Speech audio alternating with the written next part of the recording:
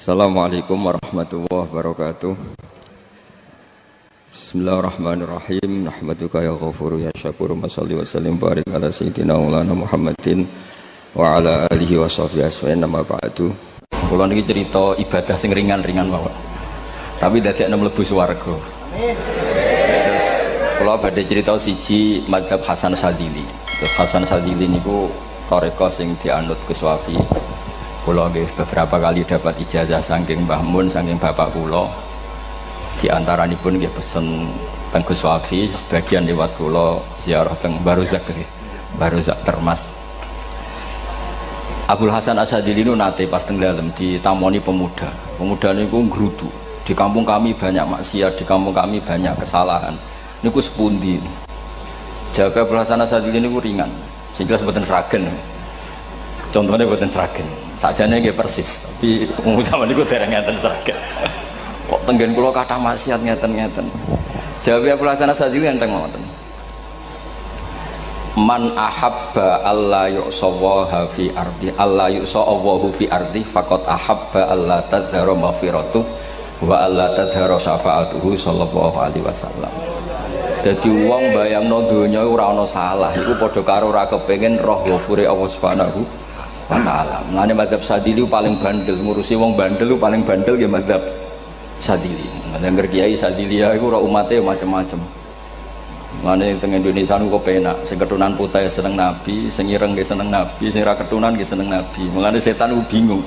Nyongkone sing seneng nabi keturunan putih tok, sing seneng keturunan ireng ya seneng nabi, sing ora keturunan ya seneng nabi, sing lakenan ya seneng nabi. Jadi kelompok itu kathah. Ini penting kalau aturaken mergi madhab Sadzili niku pancen dados pembanding madhab Sayyid Abdul Al-Haddad. Madhab Abdul Hasan As-Sadzili niku sing paling masyhur diriwayataken dening Shahibul Hikam. Mergi Ibnu Athaillah As-Sakandari muridé Abdul Abbas Al-Mursi, Abdul Abbas Al-Mursi muridé Abdul Hasan sinten Asy-Syadzili. Niku madhab ingkang bener-bener jadi pembanding. Mergi teng bab husnudzon niku beliau itu pakar. Orang itu bisa yarjuwa hawal yaumil akhir. Orang itu bener-bener dibikin nyaman mbek Allah mbek Rasul. Misalnya ngeten, sampean sowan Allah iku kudu arep-arep disangoni. Kena arep disangoni berarti nganggep Allah iku medhit. Mulane tomak niku penting. Tapi mbek pangeran aja mbek wong, tapi mbek pangeran mbek. Dados limangka yarjuwa hawal yaumil akhir. Riyen niku zaman kula alit, niku anggere ana santri lunga iku sanggu sak umbalan. Mergo yakin kiai iku nyangoni. Lho diyakini nyangoni iku keren, berarti diyakini lomo.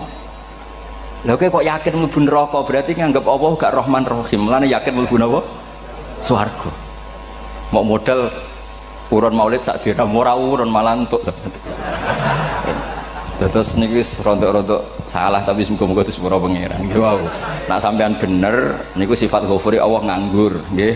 Kerhane efektif ana sing salah. Mulane wonten cerita wonten tiyang teng multazam donga ya Allah, kula paringi mboten nate salah.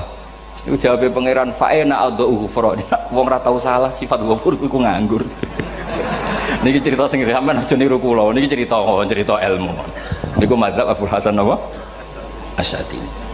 Benten madhabe Sayyid Abdul Al-Haddad itu jalure khauf. Jadi dosa gede apa cilik? Ora ana gede ora ana cilik. Ki aja delok sing mbok dosani, aja delok dosane tapi delok sing mbok dosani iku sapa. Misale Gus Wafi ngutus santri teng mriki, "Cung, tukokno rokok." Rokok itu barang makruh misal. Mestinya kan santri oleh bantah, niki kiai ku piye to barang makruh kok kon nuku. Tapi masalahnya kan arah dituruti ya gelo tenan. Jadi ojo delok kongkonane itu penting ra penting, tapi mukhalafah itu sababul fir. Misalnya kados kula niki teng mriki kan wonten botol minuman. Cung pindah rene itu kan barang sepele. Terus sampean takok urgensinya apa ya harus dipindah. Iku santri mangkelno to ora? Ya dipindah wae, pokoke penting nurut. Iku cara pandang Sayyid Abdul Al-Haddad. Ki aja geman bantah pangeran senajan to perintahe sepele. Piye-piye mukhalafah ngono iku jenenge nah cara Abdul Hasan As-Sadzili nggih boten barang gede mbek cilik kudu ana bedane wong ana kabair ana saghair. Mosok WA janda beda mbek goncekno ya kudu beda. Wong WA tok kok padha mbek napa? goncekno iku kudu beda, kudu ana sawair, kudu ana napa? Kabair. Tapi cara Sayyid Abdul Haddad mboten delok sing mbok maksiati ku sapa. Sehingga khazanah kita niki penuh dengan ilmu. Mulane wonten bab ijtihad. Ijtihad niku ruangannya luas sekali. Ya kula bolak-balik nyontokno. Kula sakniki kan jare wong akeh kiai gedhe. Jare wong akeh kula niku kiai gedhe. Nek diundang manakipan tangga yo bingung. Ora teko sawangane kiai gedhe sombong diundang wong cilik ora teko. Teko iku mahjubno kiai sing ora tau pahayu. Gue bingung. Nyatane kula ora teko nggih do matur nuwun Gus. Athok kula mboten lakon. Nah kula teko kan mesti ordere teng kula mboten. Cara sing tok pitik gedhe nggih kula, salam templek gedhe nggih kula. Berhubung kula ora teko ngresgani tiyang kathah. Saiki misale ten takok, kiai gedhe diundang musala cilik kesunatan teko apa makruh teko? Cara ijtihad, cara sampean makruh teko napa kesunat? Kula misale diundang ning Sragen ning musala Penceng. Kula niku sunat teko napa haram teko? Haram ya bener nggih haram ya. Setuju haram. Mergo mahjubno ya haram setuju niku. Itu ijtihad. Ijtihad itu ranahnya itu karena nggak bisa ditebak. Ijtihad itu nggak bisa ditebak. Kalau gak ada cerita kata tentang ijtihad, niki betapa umat Rasulullah umat sing bejo, pilihan-pilihan ijtihadnya dibenarkan. Masyhur tenggene cerita Bani Quraidah. Nabi ngendikan, engkau kue jogeman sholat asar kecuali sampai neng kampung Bani Quraidah. Ternyata kurang 2 kilo atau 3 kilo matahari itu mau terbenam. Sebagian sahabat sholat sebelum sampai Bani Quraidah karena takut sampai Bani Quraidah sudah kodok napa asar. Sebagian tetap sholat di Bani Quraidah meskipun sudah kodok asar. Ketika lapor Nabi semuanya dibenarkan. Semenjak itu ada pintu sing darani pintu napa ijtihad. Mulane kula bolak-balik cerita. Wonten kiai nak tangkok, "Cung kowe ngaji mek sapa? Ngaji kalian tiang niki." Kiaimu tau nangis mboten? Lereni ngaji mek kiai ra iso nangis, berarti atine atos. Nak Abdul Hasan Asadili takok icung kaya ngaji mbek kiai sapa kiai fulan. Tau guyu mboten nate lereni. Kiai ra iso syukur mbok jeni. Kiai ra iso syukur kok mbok jeni. Karena itu masalah ijtihad. Nggih masalah napa? Ijtihad. Ijtihad itu polanya enggak jelas. Wonten kiai ora gelem mulang wedok nggih kathah. Alasane wedi fitnah. Wong pancen iman pas-pasan mawon nembe wong ayu ya bingung. Tapi nak diwalik, nak kira gelem wong mulang wong wedok, terus yang mulang wong fasik, atau aliran sesat, itu ya repot. Kue ngerasa paling gak sesat. Ya sudah seperti itu masalah-masalah apa? Ijtihad.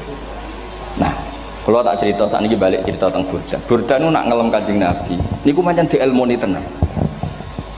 Kalau niku Burda berjanji tiba, niku setengah hafal, pancen riyen Mbah kula buyut-buyut kula niku pesene ken apal tiba, apal berjanji, apal Burda. Wis mboten ngengken ngapal loh, tapi karena sering baca akhirnya hafal.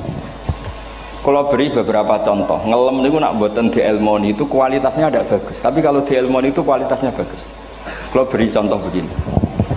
Saya itu kalau pidato atau khutbah atau ngaji, apalah terserah istilah jenengan atau ceramah.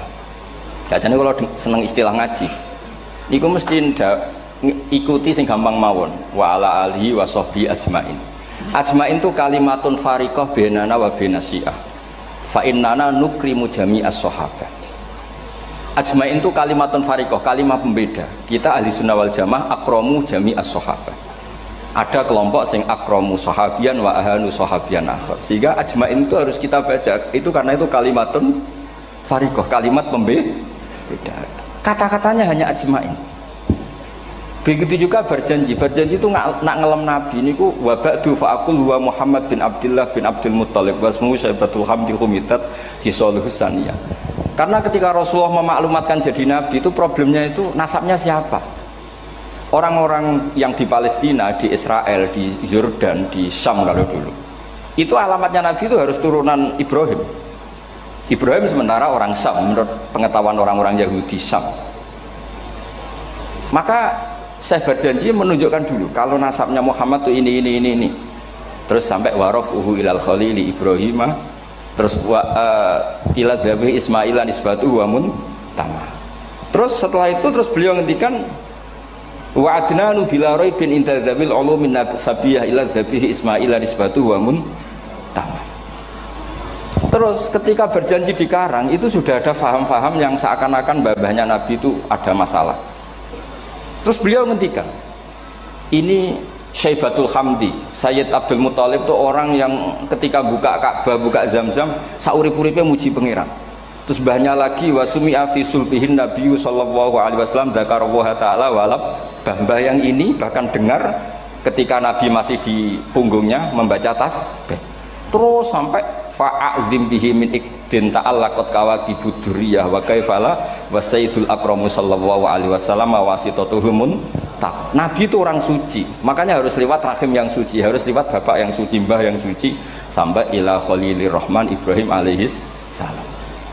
Makanya terus dinagumkan nasabun tahsibul ula bikhulau, terus tarokus sifaha falam yusibhum aruhu min adami wa ila abihi wa ummihi. Karena kabeh sonal ismihi, semuanya itu untuk menjaga asmane Nabi Muhammad sallallahu alaihi wasallam. Kemudian Burda membentuk itu dalam bentuk nazuman. Misalnya beliau ngendikan Rasulullah itu mutiara. Jadi ketika dakwah berpola ya baik, ketika tidak berpola juga baik. Beliau cara muji Nabi faddurru yazdadu husnan wa huwa muntazimun. Namanya mutiara ketika diuntai pasti sangat indah. Tapi terus-terusannya itu wale sayangku suqadran ghairu muntazimi. Tapi namanya mutiara, mbok berserakan pun tetap indah. Jadi unik. Berarti ketika beliau uji Nabi dakwah tertib pernah. Sholat tuh harus begini, harus begini, harus begini. Beliau sholatnya tumakninah tertib. Tapi Nabi pernah sholat gak tertib. Duhur tuh 2 rakaat. Mana anak kiai rodok lalinan itu ya anak sana tuh. Duhur itu 2 rakaat. Tapi barokahnya Nabi duhur 2 rakaat diketahui cara sholat kalau salah itu gimana. Umpama Nabi sholatnya bener terus, itu akan kesulitan kita solusinya ketika ngalamin apa? Kesalahan. Makanya Nabi ngendikan ma kuntu ansa walakin unassali as-sunnah. Itu mestinya ratau lali, tapi didesain lali biar bisa jadi sunnah. Wonten tiyang salate sawi maca surat Baqarah, wonten tiyang badhe njupuk wedhuse lah cara Indonesia. Bareng kesuwen piyambake mufaraqah. Walhasil Mu'ad matur Nabi, ini munafik di tengah-tengah sholat kok mufaraqah. Si penggembala unta ini juga ngeklaim, ya Rasulullah imam kita tidak benar, sholatnya kesuwen. Pikirannya wong ora bela imame. Ternyata Nabi gak bela sing ngangon. Afattanun anta ya Mu'ad. Wong imami wong seragen surat Baqarah. Wis pokoke kulo wae. Jadi Islam itu segampang itu, semudah itu. Sehingga wonten tiyang niku isane maca kulhu, rakaat lagi kulhu, saniyah nggih kulhu, pokoke kulhu sampai sok makmume ku mangkel. Waduh, si imam iki gak keren, mosok main apa? Kulhu. Dilaporno, ya Rasulullah ini imam yang kau tugaskan di kampung kami niku amen maca kulhu, Mam. Ditimbali be Nabi, kenapa kamu baca kulhu terus? Li'annaha sifatullah, karena itu sifatnya Allah. Maka saya senang mengulang-ulang sifatnya. Terus kata Nabi, saya barusan dikasih wahyu Allah bahwa Allah mencintai kamu karena kamu mencintai surat kulhu. Nah ini jasa yang seragen ini ku mawon. Nanti maca tiba maca idza samsu kuwirat bulet nang tengah. Jajal ampun tak tes sakniki. Kiai paling pinter teng seragen kan maca idza samsu kuwirat di depan umum. Mungkin nak dhewean roh tapi nang ngarepe Habib doa ngarepe Gus Wafi meriang nak muntir. Wadah ngoten niku kula ndek kanca niku imame level desa bareng imami teng kecamatan salat Id. Mersiapno surat tabarokalladzi biyadil mulk. Suwengi diapalo lah anyah ambek hafid. Niku nyatane ya malah klirune fatal, malah lali ra maca Fatihah. Saking semangate ben ketok imam keren maca surat napa? Tabar. Jadi yo ribet. Terus kula suwun seneng Nabi niku kados senenge para ulama. Niku nak nyifati Nabi niku gampang. Kula niki beto kitab Saraipun Burdah kalian Saraipun Barjanji. Niku kalau ngelem Nabi niku sederhana saja. Tapi itu yang mengena. Bisa ulang lagi niku sing mengena. Misalnya dawe Imam sing aran Risalah Qusyariyah. Tegene Bukhari ini cerita Bukhari. Nanti semua nabi ketika di akhirat tuh nafsi. Jadi roh prahara kiamat itu gak dinyali mau muni nafsi. Nabi ini cek kober ngendikan ummati umat. Ketika semua nabi ku pelo wis ra iso muji pangeran, Nabi Muhammad di depan Allah tesih saged muji. Fa ahmaduhu bimahamida allamani rabbi.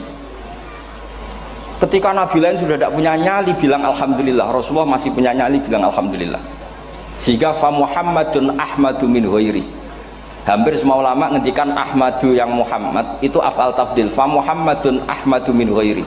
Ketika nabi lain sudah tidak bisa atau tidak punya nyali memuji Allah, Nabi Muhammad masih berani memuji Allah ketika mahsyar. Karena logikanya begini, kira-kira pikirannya nabi-nabi ini wis kiamat, berarti amal wis ditutup lah, buku wis tutup. Tapi tak pikirannya Nabi Muhammad boten ngoten. Allah itu tidak diganggu oleh apapun, tidak kena atau tunduk sama konstitusi apapun. Sampean ra iso ketemu Allah, Allah ning pun akhirat, jenengan pun boleh macam-macam nih, mun tutup buku boten saged. Rahmatnya Allah tidak bisa dibatasi oleh akhirat. Saya ulang lagi, rahmatnya Allah tidak bisa dibatasi oleh akhirat. Makanya Nabi tetap berani mengajukan syafaat meskipun sudah finish, sudah akhirat tak sudah finish.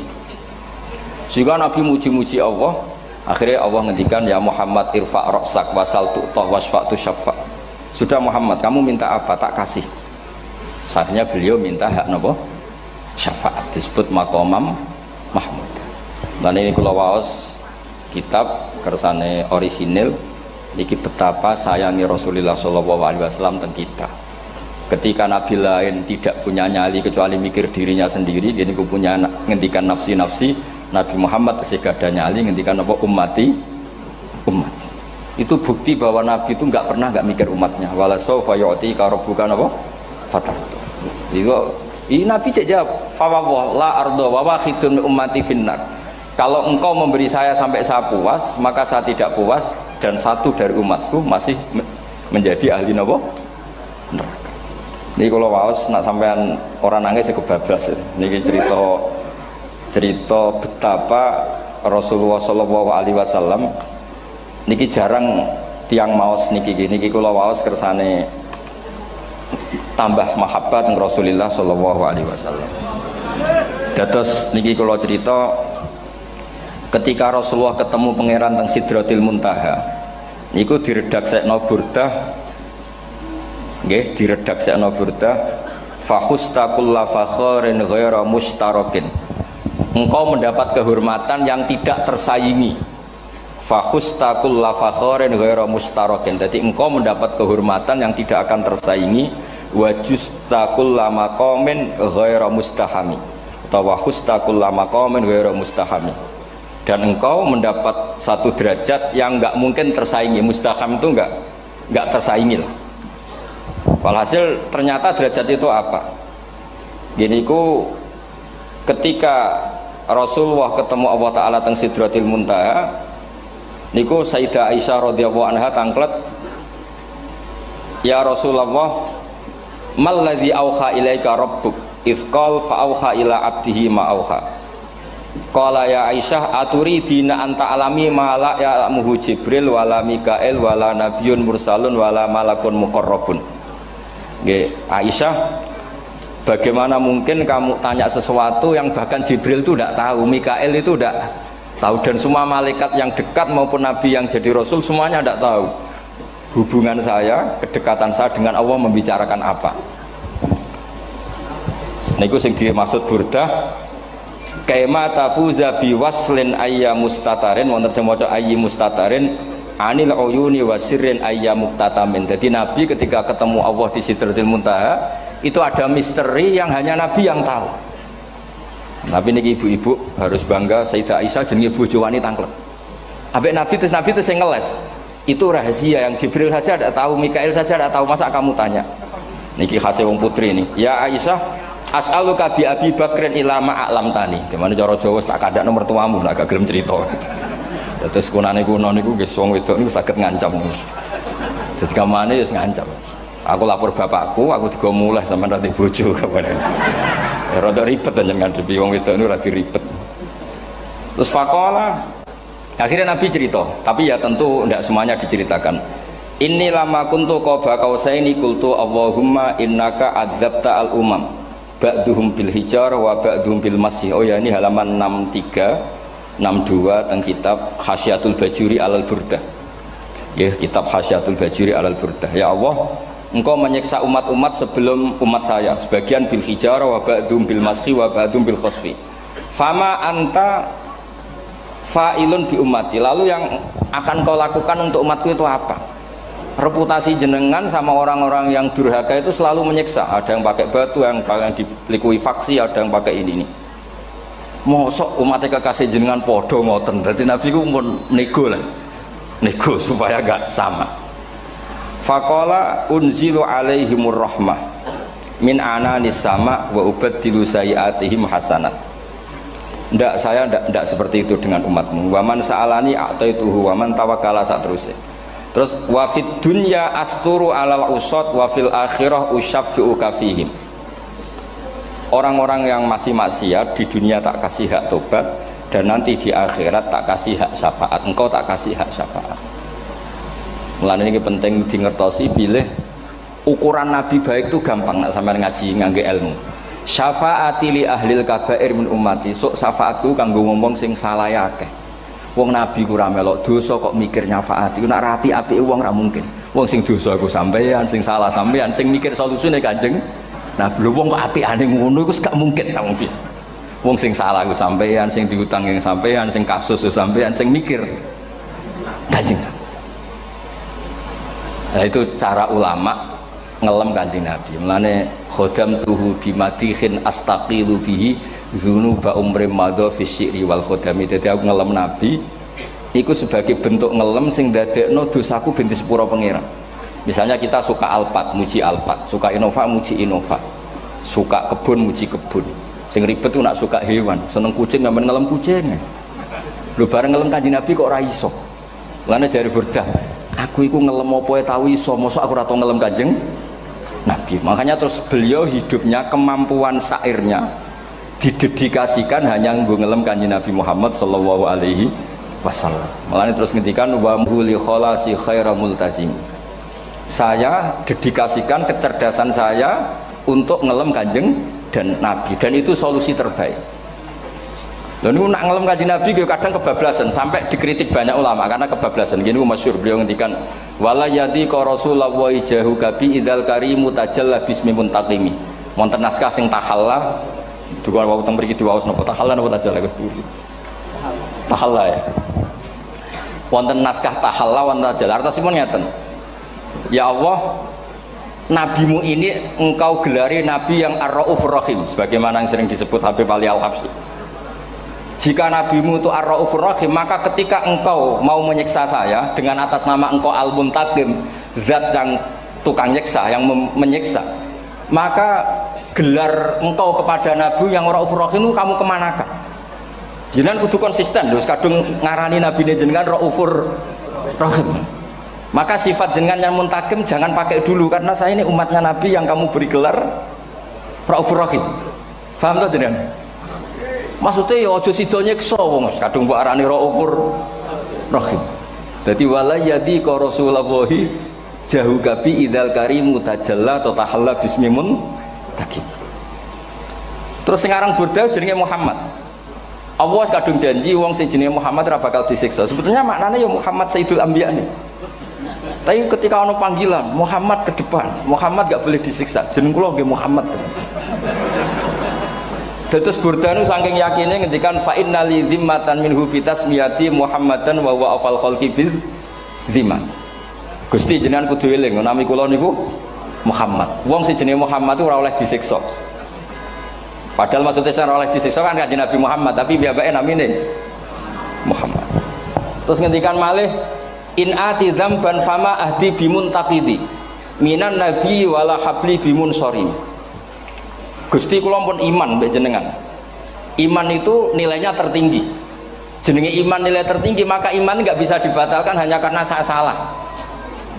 Berarti pangeran kok diruwayu, dipeksa, kudu ngakoni nek dene umat Rasulullah sallallahu alaihi wasallam dan in ati lamun nekane ingsun dzamban ing dosa. Fama ahdi bimuntaqidin, maka perjanjian saya dengan engkau tidak boleh dibatalkan.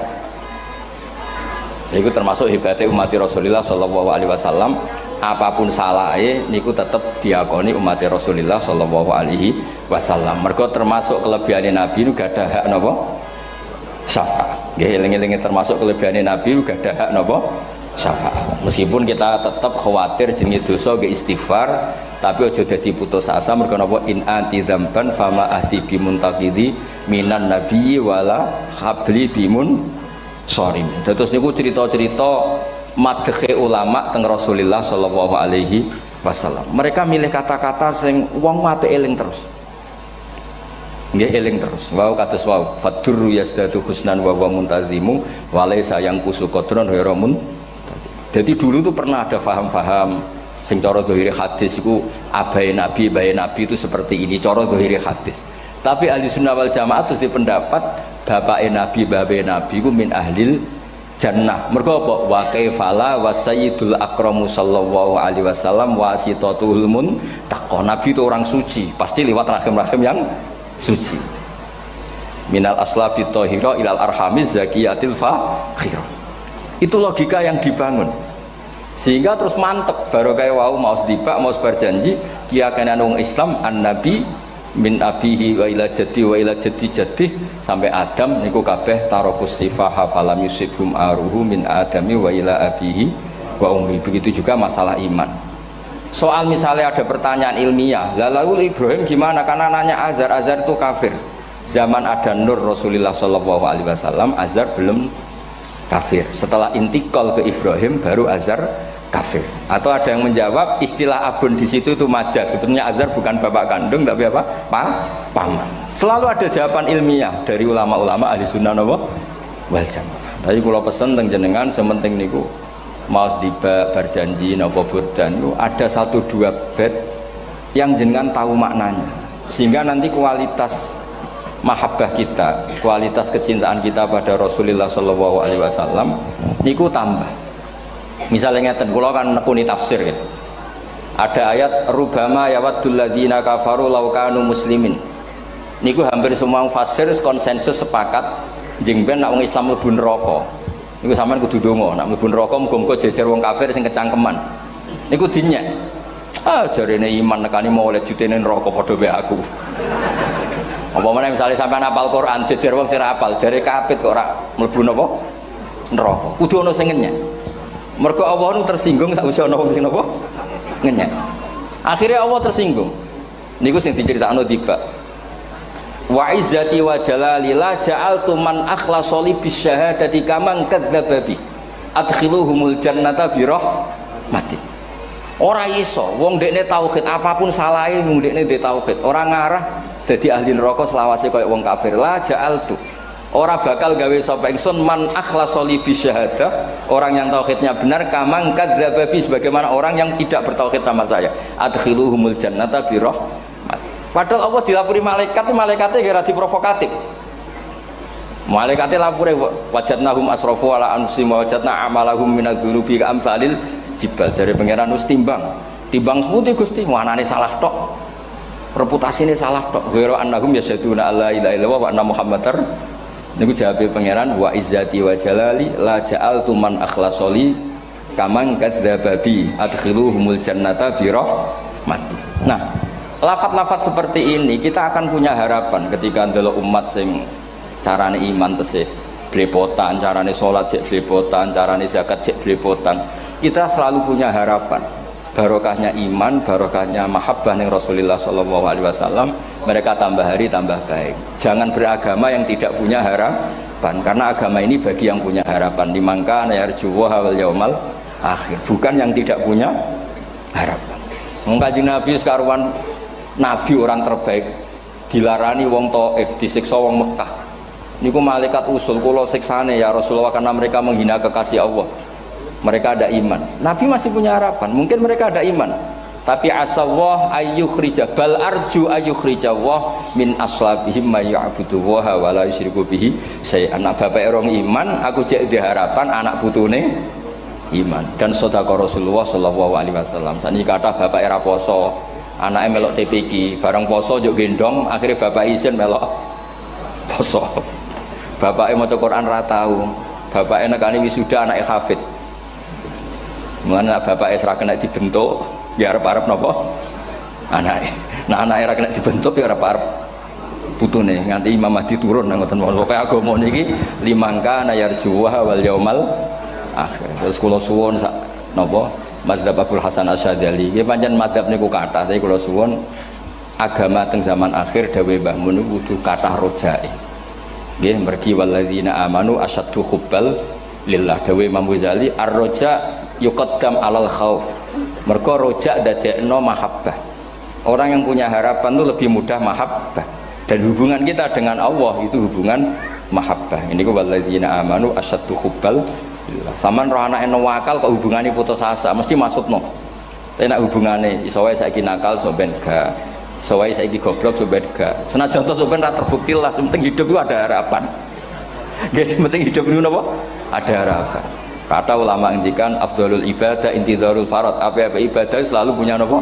Harapan. Terus Indonesia yang seperti ini kita berharap akan lebih baik, akan lebih baik. Wong cilik kula niku sing jilbaban mau keluarga ketok. Saniki kathah tiyang napa? Jilbaban. Cilik kula tiyang salat di masjid nggih mboten serame sekarang. Sampeyan ra iso grutu, tapi salat tok tapi atine ngene-ngene. Wah ya ribet nak ngoten sampeyan nyoal ideal nggih ribet. Pira-pira gelem napa? Pira-pira purun napa? Salat purun teng masjid. Sampeyan ndak usah memaksa ideal, wong kita ndak pernah napa? Ideal. Terus kula suwun cerita-cerita teng tiba teng berjanji bahwa Nabi sahibus syafa'ah. Nabi nu tiyang sing peduline napa ummati. Jadi ketika Nabi lain mboten gadah nyali ngadepi hisab, ngene iku do muni nafsi, Nabi tesih gadah nyali mikir umate ngendikan mati. Carane apa? Muji pangeran bimahamida allamani ha rabbi. Lane dawuh iki teng ulama-ulama dawuh fa Muhammadun ahmadu min ghairi. Makanya summiya Muhammadan mergo li annahu satu wasammihi idza wada'atihi Muhammadan li annahu satu madun apa? Uqbah wa summiya Ahmad li annahu ahmadu min ghairi. Ini hampir semua ulama ngendikan ketika teng mahsyar semuanya Nabi gak punya nyali untuk matur minta sama Allah. Mergo wis kiamat berarti wis Nabi itu gak ada pikiran Allah itu tidak terhalangi oleh kiamat, Allah tidak terhalangi oleh akhirat, Allah tidak bisa dihalangi apapun, sehingga Nabi tetap wani jaluk pangeran. Berarti mujine Nabi itu lebih top karena tahu Allah itu tidak terbatasi.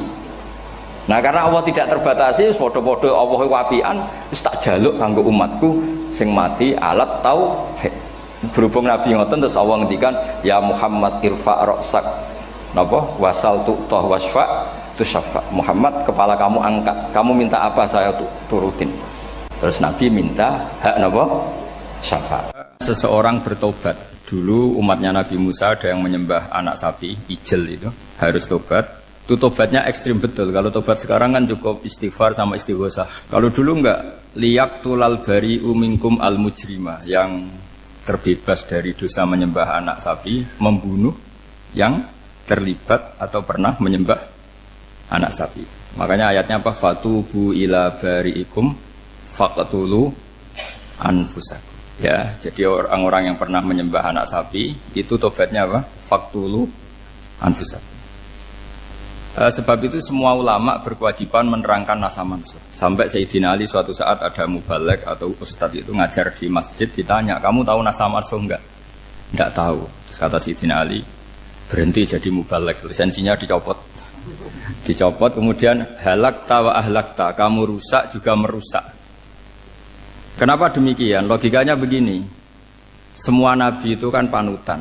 Saya ulang lagi ya, semua nabi itu panutan. Tapi kalau kamu tidak tahu nasaman, so jangan-jangan kamu ikut nabi sebelum kamu, yang nasahnya itu syariatnya sudah apa? Mansukhoh, sudah di nasah. Itu kayak kasus Sunda Wiwitan itu. Itu gak mau punya Nabi Muhammad karena kurang keren, kurang sepuh. Nabinya langsung Nabi Adam. Resikonya adalah beberapa aliran sesat itu, aliran yang kurang benar itu, zaman Nabi Adam kawinan otomatis sama saudaranya. Lalu masa sekarang kita membolehkan kawin sama apa? Kalau sama Nabi Adam mau tidak mau. Karena yang cowoknya ya bin Adam, putrinya binti Adam. Lalu Allah bikin satu sunnah yang suami istri itu harus beda, yaitu satu kandungan itu melahirkan satu pasang. Dan mulai dulu memang pasangannya orang jelek itu orang cantik. Makanya agak sial itu yang perempuan-perempuan itu. Memang mulai dulu gitu. Kalau cantik itu kesunatannya dapat jelek. Gitu. Nanti sama-sama masuk surga. Karena yang cowoknya ibadahnya syukur, yang ceweknya sabar. Gitu. Itu nanti sama-sama. Nah kebetulan si Qabil itu ganteng sekali Qabil. Berpasangan dengan Labuda itu jelek gembrot, pokoknya tidak cantik. Enggak lah, kebalik. Qabil itu berpasangan sama Iklimah. Jadi Qabil ganteng, punya adik kandung namanya Iklimah itu cantik sekali. Yang Habil itu rapati apa? Berarti yang Habil apa? Ya dapati ganteng, berbarengan dengan Labuda juga dapati cantik. Nah karena tadi ya berarti Qabil bareng siapa? Iklimah, Habil, Labuda. Maka untuk kawin ini nggak boleh satu kandungan. Jadi dulu karena nggak ada perbedaan ibu bapak, mau tidak mau beda. Yang penting beda. Yaitu akhirnya apa? Qabil dapat Labuda, yang Habil dapat Iklimah karena beda kandungan. Itu sudah cukup. Nah, akhirnya kan nggak terima si Qabil. Masa orang ganteng dapat orang jelek. Jadi mulai dulu itu maunya orang ganteng ya dapat orang cantik, nggak terima. Tapi Allah ngatur seperti itu. Akhirnya terjadi percekcokan. Nah, dulu itu semuanya itu religius, sehingga ukuran percekcokannya masih religi, yaitu ya gini saja, kita ngadakan kurban, yang diterima itu ya menang. Ya ternyata dalam kompetisi itu yang menang siapa? Habil. Akhirnya Habil jadi menikahi siapa? Iklim. Kalau sekarang kompetisinya kan siapa paling kaya ya menang, lebih gampang. Nah kemudian bayangkan misalnya, ya saya ini menerangkan asa mansuh. Kita semua sering ngomong, sering berkoar-koar, sering menyarankan atau mewajibkan para nabi itu panutan dalam semua perilakunya. Ternyata ada beberapa perilaku yang sudah dinasah atau dihapus ketentuannya oleh syariatnya Rasulullah Shallallahu Alaihi Wasallam. Maka mengenali asa mansuh itu keharusan dalam ulumul Quran. Ya, makanya Allah mengatakan apa? Manansah min ayatin aw nunsiha pasti na'ti bi khairim minha aw misli. Jadi saya nerangkan nasah masuk itu dua sesi. Satu sesi antar nabi, dua di internal syariatnya apa? Nah, sekali saja hari ini tok, sudah setelah itu anggap pinter sudah. Kalau sudah jangan tanya lagi. Nah, ada beberapa lagi syariat yang masalah metode. Dulu Nabi Nuh itu dibolehkan oleh Allah saking mangkelnya sama orang kafir. Saya ulang lagi, orang kafir itu kan biadab sekali, nempat buminya Allah, makan rezekinya Allah, kemudian mengkafirkan Allah. Pikirannya Nabi Nuh, orang biadab gini nggak layak hidup, itu pikirannya Nabi Nuh. Kalau dia pakai militer, tidak punya militer, ya pakai langit akhirnya. Pakai kekuatan langit, beliau berdoa, Rabbi la tazar alal ardi minal kafirina dayyar. Innaka intazarhum yudillu ibadaka wa la yalidu illa fajirong kafar. Ya Allah, mereka ini orang-orang kafir, padahal pakai bumi engkau, pakai rezeki engkau, matikan semua saja. Jangan sisakan satupun. Karena kalau masih sisa, nanti anak turunnya ya gitu. Gennya gendo ya pasti melahirkan gendo. Gen wala yalidu illa fajirong kafar. Kalau kamu sisakan pasti melahirkan generasi gendo lagi, kafir lagi. Dituruti sama Allah. Kecuali orang 80 yang ikut Nabi Nuh. Nah, orang 80 yang ikut Nabi Nuh ini selamat karena iman. Maka generasi yang sekarang ini termasuk saya semua ini semuanya turunan orang iman. Maka kita ini punya dua status. Satu, Allah kadang manggil kita ya Bani Adam karena faktanya kita turunan Nabi apa? Adam. Panggilan kedua adalah zurriyataman hamalna ma'nu. Orang-orang sekarang itu pasti turunan orang yang ikut perahunya Nabi Nuh. Jadi nasab kita ini sudah steril. Sudah tidak ada nasab lewat kafir karena yang kafir sudah habis. Semua orang sekarang itu turunan Nabi Nuh, yaitu disebut apa? Zurriyataman hamalna ma'nu. Itu sekitar orang 80. Nah, oleh Allah Subhanahu wa taala syariat seperti ini pernah dituruti, yaitu akhirnya mereka mati semua kecuali orang 80 yang mukmin. Tapi uniknya Allah apa? Era Rasulullah Shallallahu Alaihi Wasallam, Nabi kita Nabi Muhammad itu diutus rahmatan lil alamin. Ketika Nabi didustakan, diusir, disakiti, malaikat gunung, beberapa malaikat sing ahli adab spesial eksekutor lah kira-kira gitu. Muhammad Kamu bilang saja ke saya, kalau kamu ingin orang-orang Mekah Abu Jahal CS, saya hancurkan. Tapi apa kata Nabi? Saya berharap kalau mereka belum iman, anak cucunya iman. Karena bagaimanapun sperma ya atau calon bayi atau calon keturunan itu kan ada fi aslabir rijal atau fi zuhurir rijal. Jadi kalau dalam ilmu agama itu gen manusia itu disimpan di zuhurir rijal di punggung lelaki. Nanti dipindah ke arhamin nisa. Logikanya gini. Ini dengerin ya. Logikanya gini, misalnya Abu Jahal. Abu Jahal itu di situ ada orang namanya Ikrimah. Itu anaknya Abu Jahal. Itu orang mukmin. Akhirnya ya jadi orang alim. Abu Lahab itu di rahimnya di punggungnya ada perempuan namanya Darroh. Akhirnya juga orang mukminah. Saya berikan contoh. Khalid bin Walid itu anaknya Walid. Walid itu musuh besarnya Rasulullah. Tapi di punggungnya ada orang bernama Khalid.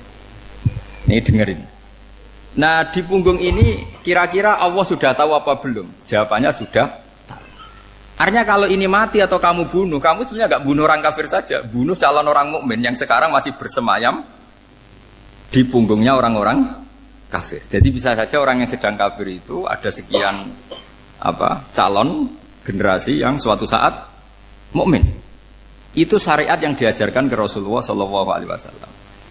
Karena kasofnya Nabi, kasof itu satu kondisi di mana seorang Nabi itu dipertontonkan sesuatu yang nggak kelihatan. Itu dalam bahasa Arab kasof atau mukasyafa. Nabi dipertontonkan ternyata banyak orang kafir yang di punggungnya itu ada calon generasi mukmin atau muslim. Akhirnya Nabi nggak berani. Jangan bunuh. Mungkin bapaknya ada iman tapi anaknya iman. Betul, Abu Jahal punya anak Ikrimah, Abu Lahab punya anak Darroh, Walid punya anak siapa? Khalid. Itu mirip seperti kita, bapak era sholat, anak ETPK sholat, akhirnya bapak katut sholat. Banyak enggak di Indonesia, bapaknya tidak bisa baca Quran, anaknya hafid. Nah, itu kalau bapaknya kamu habis, tidak ada yang meselin. Makanya biarkan hidup saja. Nah, artinya gini, andaikan tidak ada ulama yang menerangkan nasa mansuh, dikira syariat Nabi Nuh itu abadan mu'abbadat, selamanya lama. Jika main teror sama orang kafir sah berdasar Nabi Nuh, padahal kita sudah ganti Nabi, yaitu syariatnya Rasulullah SAW. Masyhur itu ketika Nabi ngendikan, saya tidak minta mereka dihukum, tapi ya Allah saya minta Allah mahdi qaumi fa innahum layak lamun. Mereka kafir itu karena tidak tahu. Sehingga ada periode. Loh kalau perang itu beda, perang itu konteksnya duel, itu tidak harus sama Abu Jahal, Abu Lahab. Ada penjahat mau bunuh kamu wajib perang enggak? Wajib. Penjahatnya meskipun muslim apa harus kafir? Meskipun muslim. Maka kata ulama fikih sebetulnya perang duel itu bukan syariat muslim sama kafir tok. Masih muslim sama muslim, misalnya ada orang mau merkosa istri kamu, terus dia pamit gini, saya muslim loh, beri hak loh. Enggak bisa. Saya penjahat loh, muslim, jadi kamu enggak boleh merangin saya, ngelawan saya kan muslim. Enggak bisa, tetap harus dilawan. Makanya kata ulama-ulama fikih, pertarungan sama musuh itu tidak harus sama orang kafir. Orang muslim pun yang mengganggu kehormatan kita, misalnya mau merkosa istri Anda, itu harus dilawan. Makanya Nabi ngendikan mangkutila duna mali fahuwa syahid, mangkutila duna harimi fahuwa syahid. Orang yang mati karena membela kehormatan keluarganya atau hartanya, maka dia mati syahid. Dan penjahat yang mati ini muhaddarun damu, diabaikan sehingga enggak kena kisos, membunuhnya enggak kena. Misalnya ada penjahat mau bunuh kamu duel menang. Kamu enggak kena kisos karena ini muhaddarun damu, diabaikan kehormatannya. Padahal dia muslim, apa? Muslim. Ini perlu. Jadi ini mengaji ini agak jelimet tapi gampang. Kan kalau paham enggak paham selesai, jadi enggak baca selesai itu. Sehingga kalau enggak ada nasa mansuh, maka orang selalu berpikir, pokoknya yang penting ikut Nabi. Lah itu bahayanya kalau Anda tidak tahu detail, jangan-jangan syariat yang kamu ikuti itu syariat yang sudah berstatus mansukhoh, telah dicabut. Dan itu banyak. Makanya kata Sayyidina Ali ketika ada orang ngajar gak tahu nasa mansuh, halakta wa ahlakta, kamu rusak dan merusak orang lain. Seperti tadi pernah ada kawin itu satu turunan, yaitu era Nabi Adam. Masa kita sekarang kawin sama satu turunan, kan gak mungkin. Ya kan, pernah ada membumi hanguskan orang kafir, yaitu syariatnya Nabi Nuh. Itu dihapus oleh syariatnya Nabi Ibrahim dulu. Yaitu Nabi Ibrahim menghentikan apa? Faman tabi'ani fa innahu minni wa man asani fa innaka ghafurur rahim. Ya, kalau orang ikut saya ya Allah ya pasti golongan saya. Kalau yang masih maksiat, masih balelo, saya berharap engkau ampuni. Akhirnya banyak orang kafir tobat. Coba era Rasulullah itu semua orang kafir Mekah itu kafir. Nabi belum wafat. Itu sudah ada 114.000 mukmin semua. Jadi Nabi menangi mayoritas orang menjadi mukmin dari mayoritas kafir. Yaitu disebut wara'aitan nasa yadkhuluna fi dinillahi afwaja. Andai kan Nabi Muhammad pakai syariatnya Nabi Nuh, bisa enggak mengislamkan orang sebanyak itu? Enggak bisa kan? Maka ini penting mengenali nasab mansur. Jadi periode cara wong Jawa maksud no tuntas. Robila tadar itu, pasot tuntas itu, menghabisi itu habis di periode Nabi siapa? Nuh. Syariat itu sudah enggak dipakai lagi. Yang dipakai apa? Faman tabi'ani fa innahu minni wa man asani fa innaka ghafurur rahim. Lah Nabi Muhammad ini Nabi yang kena khitab anit tabi' millata Ibrahim hanifah. Jadi masternya Nabi Muhammad itu mentornya Nabi Ibrahim. Sehingga syariatnya ya faman tabi'ani fa innahu minni wa man asani fa innaka ghafurur rahim. Tidak syariat rabbila tadzar alal ardi minal kafirina daya. Jelas ya. Jadi mengenali nasa manso itu penting sekali karena kalau enggak Anda halakta wa ahlakta, kamu merusak diri kamu sendiri juga merusak orang lain karena menfatwakan hukum yang sebetulnya sudah berstatus mansukh. Hanya berdasar itu kan syariatnya nabi-nabi dulu. Syariat yang apa? Syariat yang nggak pernah terhapus hanya satu, usuluddin, yaitu tauhid, itu sama. Tapi kalau syariat itu beda-beda, atau furu'iyah itu beda-beda.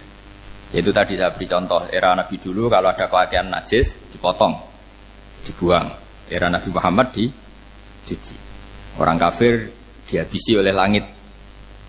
Era Nabi Muhammad nggak boleh, bahkan didoakan Allahumma hdi qaumi fa innahum la ya'lamun.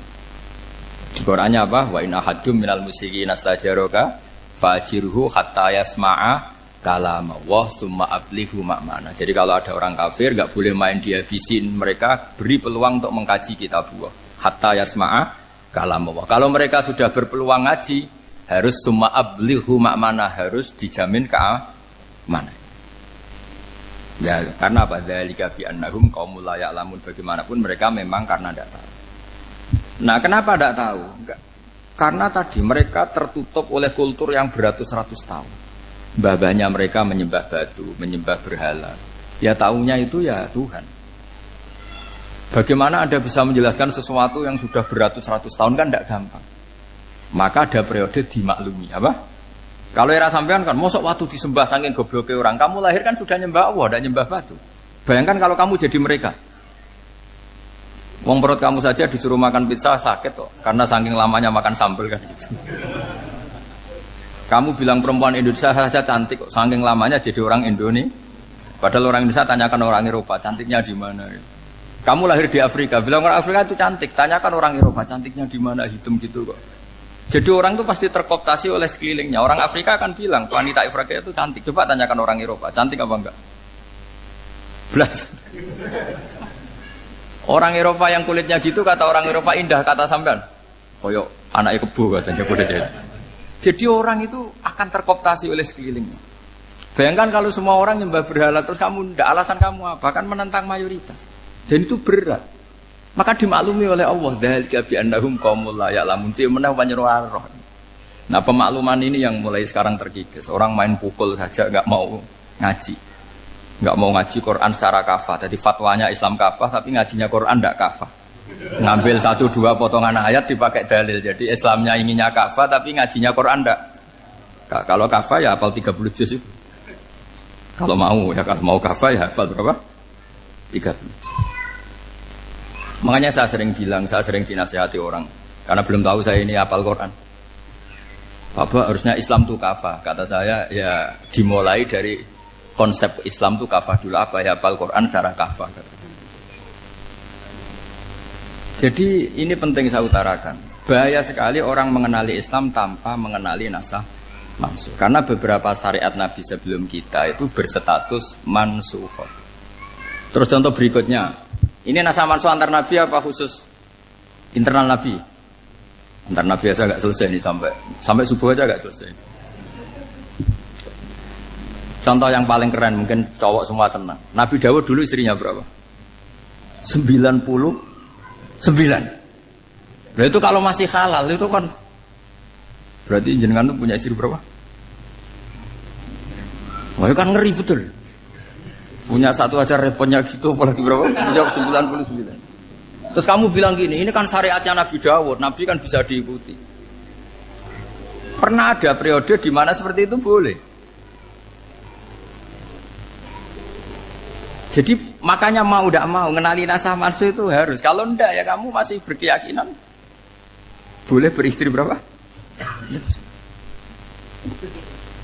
Nah ini penting saya utarakan. Makanya Sayyidina Ali itu kalau ngetes calon mubaligh, kira-kira kalau Kemenak dulu inginnya apa? Sertifikasi apa? Mubaligh. Itu tanyanya gitu. Ta'rifun an-nassa wal mansukh, kamu apa tahu nasakh mansukh? La. Jawabnya Sayyidina Ali, halak tahu ahlak tahu. Kamu orang yang rusak. Karena tadi takutnya ada syariat yang sudah mansukh dipakai. Itu tadi misalnya kita ini tidak umatnya Nabi Nuh, tapi pakai syarat Robbila tadar alal ardi minal kafirina. Terus ketiga begini, misteri manusia itu. Dan ini kita tidak pernah tahu sampai kiamat, tapi ini ilmu harus kita diskusikan. Misalnya saya ini namanya Bahauddin. Saya sekarang hidup sampai 2019 sekarang. Kan hanya Allah yang tahu berapa turunan saya sampai kiamat dan statusnya kayak apa. Donald Trump juga gitu. Donald Trump itu sekarang kafir, tapi kita tidak pernah tahu nanti turunan keberapa ada yang Muslim. Lah turunan yang calon Muslim ini diletakkan di mana kita tidak tahu. Yang jelas kalau kamu bunuh itu katut itu. Artinya gini, logika membiarkan orang kafir itu ya ada logikanya. Gitu. Logika membunuh karena mereka mau membunuh kita ya ada logika fikihnya, karena kalau kita ada membunuh dibunuh. Makanya semuanya hukum ini terus bergantung al-hukmu yaduru ma'ilatihi wujudan wajib. Di sini terus dipertemukan. Makanya semua nabi itu kalau yang namanya membunuh pasti pas perang saja, karena ini kondisi yang memang pilihannya hanya dua, kalau nggak dibunuh ya membunuh. Ada duel lah. Maka ini butuh kajian fikih dan orang nggak boleh subjektif dalam hal ini. Saya ulang lagi, tidak boleh subjektif. Karena tadi, orang yang kamu katakan sekarang misalnya Zaid, kamu itu bodoh sekali. Kenapa bodoh? Nggak hafal Quran, nggak pernah kuliah, nggak pernah ngaji. Ternyata Zaid ini bersemayam calon anak yang alim alama hafal Quran. Namanya Umar, tapi masih jadi sperma. Suatu saat Zaid itu punya anak alim alama. Kan banyak orang nggak bisa baca Quran, punya anak hafid. Banyak nggak di Indonesia? Banyak nggak petani yang punya anak dekan? Petani punya anak dekan. Yang dekan punya anak naik kelas saja susahnya bukan main. Banyak kan? Nah ketika dibalik nanti ada dekan punya anak goblok, yang petani punya anak dekan, pinter mana? Kita tidak pernah tahu. Makanya ini kan ya sudah, kalau nggak pernah tahu ya bilang saja wallahu alam, kan selesai. Daripada keminter keliru kan ada wallahu alam. Makanya cerita favorit guru saya, Kiai Haji Maimun Zubair itu punya apa namanya Kiai Zubair. Itu cerita favoritnya itu ada santri namanya Soleh. Soleh itu alim alama. Orang Madura itu cara berpikir kan kalau kiai saja alim seperti itu, apalagi bapaknya.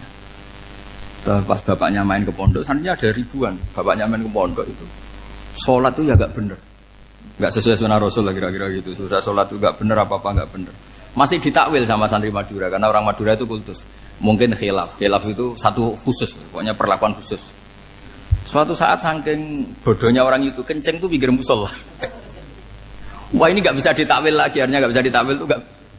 Wah ini sudah nggak bener ini, nggak bener. Singkat cerita santri tadi nggak kuat matur ke kiainya, Pak Yai, jenengan sealim itu kok bapaknya segoblok itu. Kenapa? Ya, dia kenceng pinggir musola. Oh bapak saya tuh pinter sekali. Kok bisa? Karena beliau yang memutuskan saya mondok sampai saya jadi alim alama seperti ini. Yang bodoh itu mbah saya. Yang bodoh itu mbah saya kan. Artinya gini, sekarang misalnya Anda dekan atau Anda rektor atau Anda profesor atau Anda kiai top mubalek kondang. Anda mau balik kondang terus punya anak, gobloknya bukan main. Atau apalagi anaknya ketangkep KPK. Yang satu anaknya orang bodoh jadi dekan. Kalau kompetisi ini pinter mana coba? Ada ahli metodologi tapi anaknya itu terlibat narkoba. Yang ini petani utun, anaknya dekan. Kira-kira kalau dikompetisikan pinter mana? Anaknya pinter petani tadi gitu. Yang ketika petani kamu vonis bodoh gitu. Tapi siapa tahu kalau ini menyimpan calon. Paham ya? Kita tidak pernah tahu. Makanya Quran selalu ngajari dalam ilmu sosial itu wa in adri la'allahu fitnatul lakum wa mata'un ila. Dalam ilmu sosial itu kita harus jawab tidak tahu. Karena mudah. Makanya saya tadi pagi ngaji di direktorat saya bilang, saya pernah diprotes orang, Gus kamu udah jelas 01 atau 02. Ya saya jawab gitu. Manusia itu makhluk yang paling gak jelas gitu. Sekarang soleh suatu saat bisa saja gak soleh.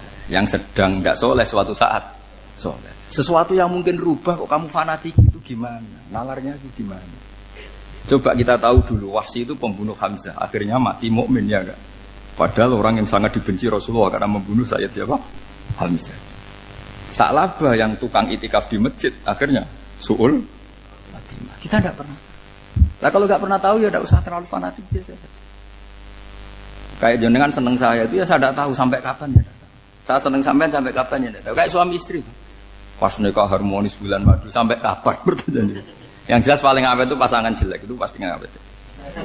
Makanya jadi guyonan tuh. Pasangan tuh jangan baik-baik gak awet. Kalau jelek itu awet. Ternyata maksudnya cantik sama ganteng. Itu suatu saat pasti jadi jelek. Yang jelek sama jelek pasti jelek terus. Makanya jadi guyonan. Kalau pasangan jelek itu awet katanya. Tapi kalau pasangan baik, ternyata baik wajahnya itu pasti gak awet. Suatu saat pasti jelek, tapi yang jelek awet. Karena mulai dulu ya jelek sampai itu. Awet jeleknya maksudnya bukan. Ya jelas ya, jadi saya mohon sekali ini ilmu. Sampai ndak urusan, ini bukan urusan cocok tidak cocok, tapi ilmu. Ilmu harus kita dengar bahwa syariatnya para nabi itu yang sifatnya furu'iyah, tidak usuliyah, tidak tauhid itu potensi rubah. Sehingga mengkaji nasah mansuh itu satu keharusan seorang ulama. Makanya setiap ada syariat nabi, hal hadis syariah mu'abbadah amla, mansukhoh amla. Karena potensi itu tinggi. Kita tahu dulu semua nabi sholat menghadap apa? Baitul Maqdis. Era Rasulullah dipindah ke Ka'bah. Tapi kalau kamu katakan total Baitul Maqdis ya tidak juga. Nabi Ibrahim mulai dulu madhabnya ke Ka'bah.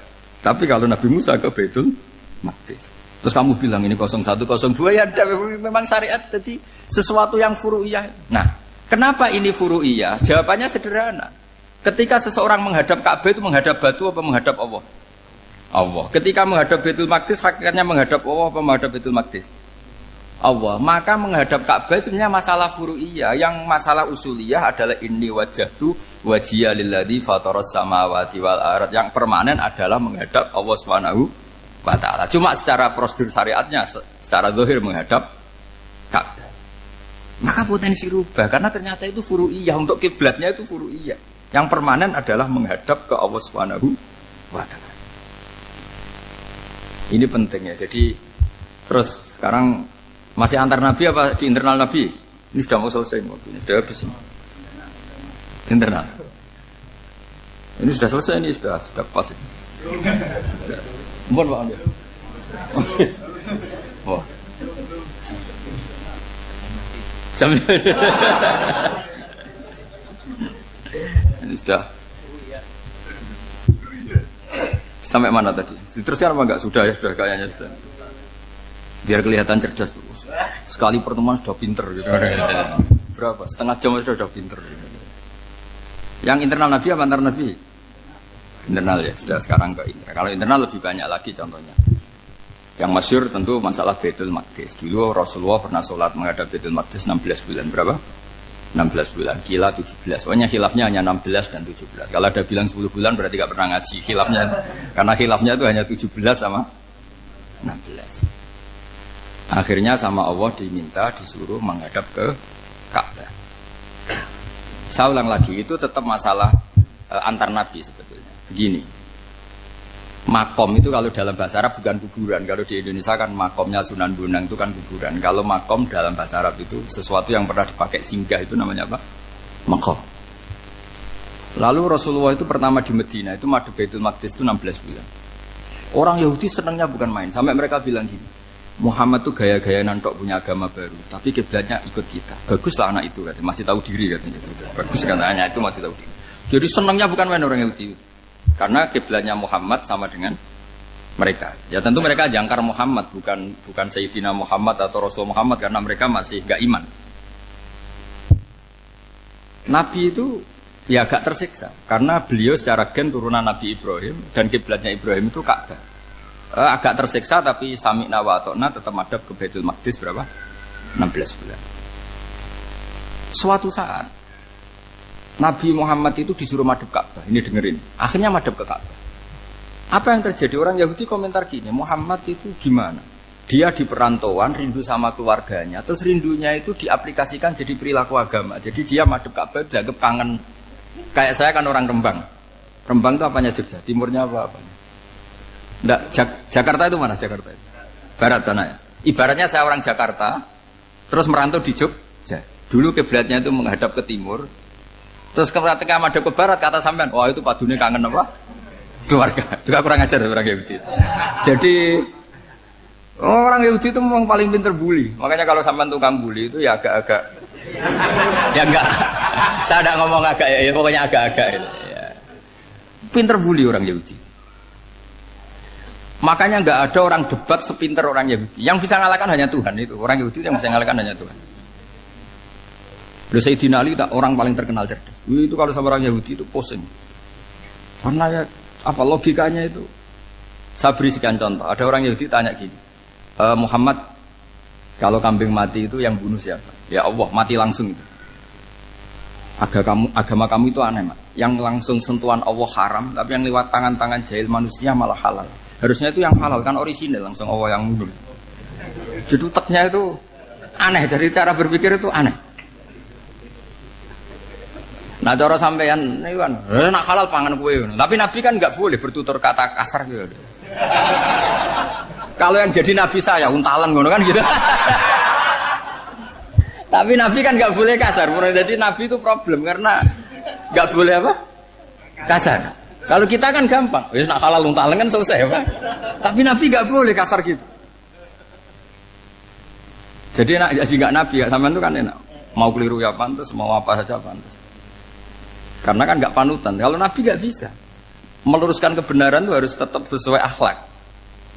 Ya jadi agak kerepotan. Makanya punya Umar alhamdulillah ada yang nggak perlu aturan gitu. Jadi enak. Jadi ya itu memang aturannya harus itu. Coba Nabi itu perang tapi nggak boleh bunuh. Kayak apa susahnya? Beliau jadi sasaran tembak tapi nggak boleh bunuh. Kalau sahabat kan enak, duel, relax, santai, bisa tarung. Kalau Nabi nggak boleh.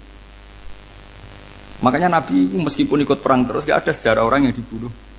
Ya, hanya satu peristiwa itu pun dibaca orang kafir, ditangkis Nabi, pedangnya kembali ke dia mati. Tapi gak ada yang Nabi.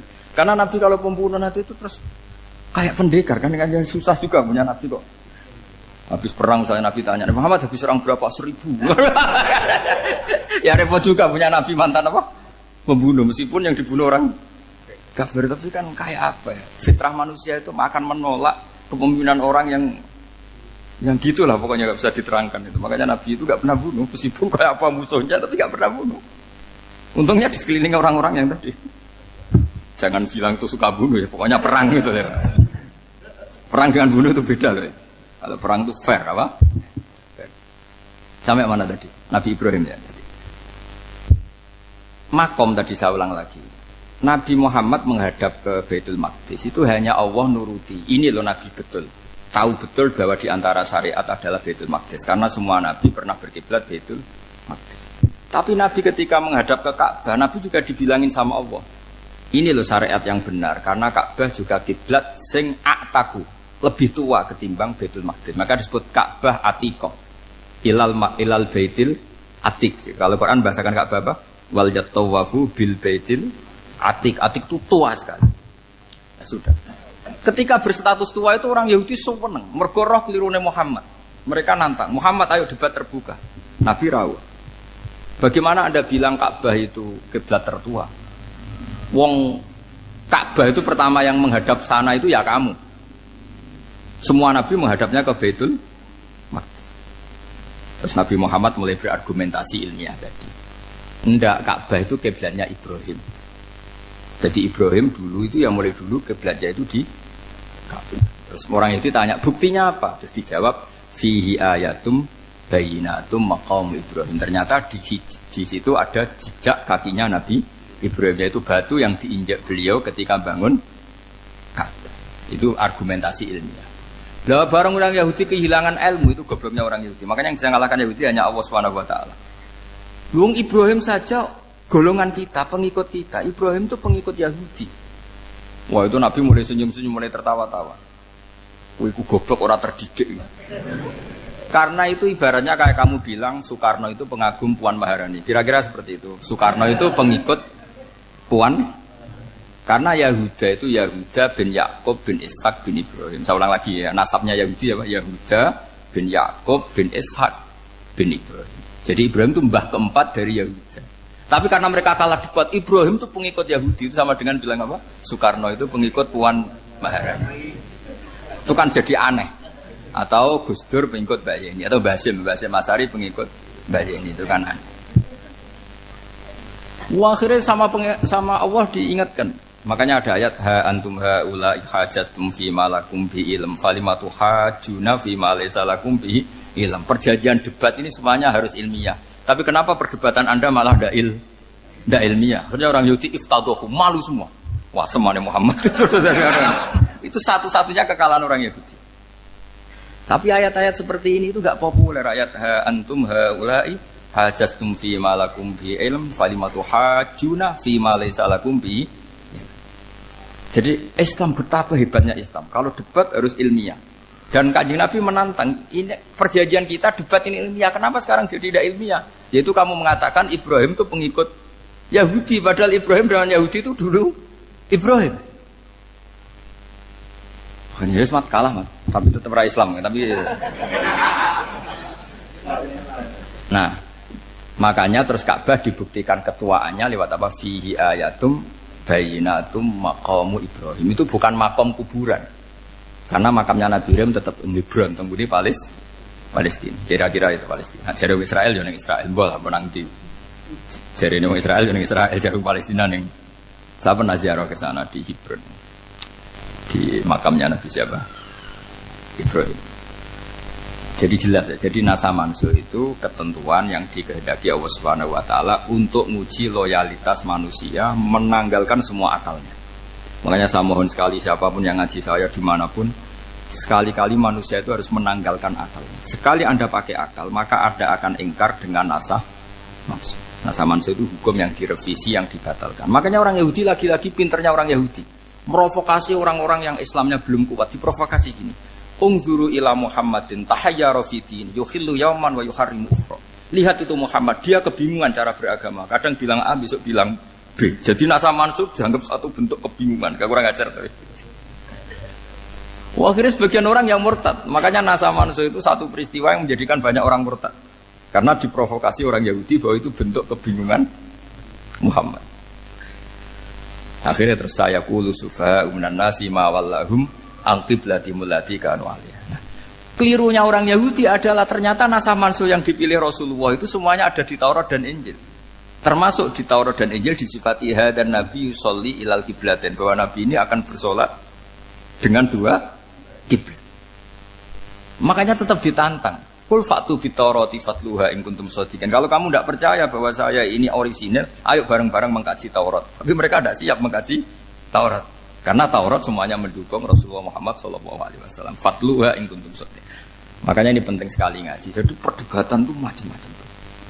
Dan itu pinternya orang Yahudi. Ungzuru ila Muhammadin tahayyara fi dini yukhillu yawman wa yuharrimu ukhra. Ini penting sekali. Makanya nasa mansukh itu uji loyalitas. Itu Imam Malik kalau mencontohkan ke Imam Syafi'i. Saya berisikan contoh fikih. Ini saya melanggar waktu. Ini sudah berapa? Saya yang tidak mengesahkan diri saya.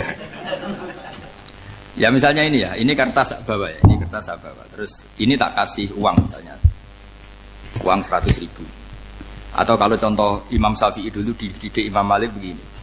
Ya Syafi'i, kalau kamu punya 2 budak, 2 pembantu, kalau dulu kan masih ada budak, 2 pembantu lah kira-kira. Seneng mana, yang cerdas sama yang goblok? Seneng yang cerdas. Kalau yang nurut sama yang bantahan, seneng yang nurut. Lah yang nurut itu yang goblok. Makanya tinggal dibalik saja. Kamu tak beda ya. Seneng mana punya istri yang cerdas apa yang goblok? Coba jawab. Atau ibu-ibu mbak-mbak ini, seneng mana punya suami yang cerdas atau yang goblok? Kalau cerdas gak bisa diakali. Tapi goblok nurut tapi ya kadang sini-sini kan di sini. Nah, itu kan antar manusia. Masalahnya kita menghadapi Allah Subhanahu wa taala yang semua kita pasti bodoh. Kita menghadapi Allah Subhanahu wa taala yang semuanya kita pasti bodoh. Allah jelas ngendikan wa kanal insanu dzaluman jahula, manusia itu banyak dolimnya. Dolim itu sifat mubalaghah. Kalau orang dolim sekali dolim, kalau sering zalum, kalau jahil biasa jahil, kalau banget jahili jahul. Bahasa Arab kan gitu memang. Ghafir, pengampun biasa. Kalau ghafur selalu mengampuni. Syakir, makanya sifatnya Allah Ta'ala ikut wazan fa'ul semua. Ghafur, syakur. Atau diikutkan wazan fa'al. Kalau goblok biasa jahil, goblok banget jahal kan itu. Kafir biasa kafir, kalau kafir banget kafar. Ya, jadi wazan balaghah itu bisa fa'al, bisa fa'ul ya. Kafirin, kafar atau kafur. Paham ya? Malah ngaji nahwu. Ya tapi ini memang perangkatnya ya. Ini kan perang mau tidak mau. Makanya misalnya Allah tidak suka kulla kafarin banget kafir ya, Pak. Paham ya? Kulla khawanin banget khianate. Kalau khain khianat biasa, kalau khawan sering khianat. Lah manusia itu kata Allah apa? Zaluman wis banget dolime, banget bodoh. Itu kalau yang ngarang hikam mencontohkan tuh gini, manusia itu pas bener saja salah, apalagi pas salah. Jadi manusia itu kata Imam yang ngarang hikam itu man itu kanat mahasinhu masawiyah fakih fala takunu masawihi masawiyah. Ketika baik saja buruk, apalagi ketika buruk. Coba kalau ada orang dermawan sama teman-temannya, tanyakan istrinya. Duit dihambur-hambur, disekno kanca ngalono bojo. Mesti gitu. Teman yang sering silaturahim ke teman-temannya, kata temannya baik, senang silaturahim, tanyakan istrinya, oh meninggali wong. Jadi manusia pas baik saja ada buruknya. Apalagi pas buruk. Makanya dulu bapak saya ngajarin saya istiqomah ya apik ya. Tapi kadang-kadang nak keterusan itu ora istiqomah ngangkangi orang dia tidak punya kesempatan. Misalnya ada imam masjid ngimami terus sampai tua sampai mau mati. Itu istiqomah apa tidak memberi peluang yang lain? Tidak jawab saja. Jadi itu manusia. Jadi pas baik saja buruk, apalagi pas buruk. Kayak saya gini di sini ngajar baik, tapi saya ada tidak sopannya harus di atas. Padahal banyak orang sepuh, ada Pak On, ada beberapa yang kan terpaksa nggak sopan. Tapi sama yang nyuruh, berarti sama yang dosa. Kemarin saya minta di bawah supaya ganjaran saya utuh, ini gara-gara begini ganjaran saya ini agak terkredit terdebat itu karena itu. Saya teruskan. Jadi manusia itu punya sisi itu karena manusia itu dzalum dan apa jahil. Wa kanal insanu dzaluman. Problemnya ini ngadepi Allah yang selalu pinter, yang kita selalu bodoh. Misalnya gini, kamu ditanya Allah. Ini contohnya Imam Malik. Ikla hadi sokhra fa inna tahtaha dhahaban. Coba bongkahan batu itu kamu angkat, di bawahnya ada emas. Lalu budak yang pinter berlogika. Oh disuruh buka itu karena ada emas toh. Berlogika. Kalau budak yang goblok enggak, ya disuruh ya diangkat saja. Ada emas apa enggak karena perintah ya diangkat. Yang satu nurut karena perintah, yang satu nurut karena ada emas, ada sesuatu. Logikanya suatu saat Tuhan tuh hanya bilang gini tok, ikla hadis sokhroh, batu itu angkat. Yang nurut yang goblok permanen tadi kan langsung ngangkat. Yang pinter, ini ada apa lagi Gusti kok harus diangkat? Ya gak ada apa-apa, nyuruh saja kata Allah gitu. Oh ada bisa, sesuatu harus ada alasannya. Itu kira-kira mangkel loh agak. Oh mangkel. Nah, logikanya manusia seperti itu. Makanya dua murid pinter, di rakyat pinter, presiden ya susah mesti demo.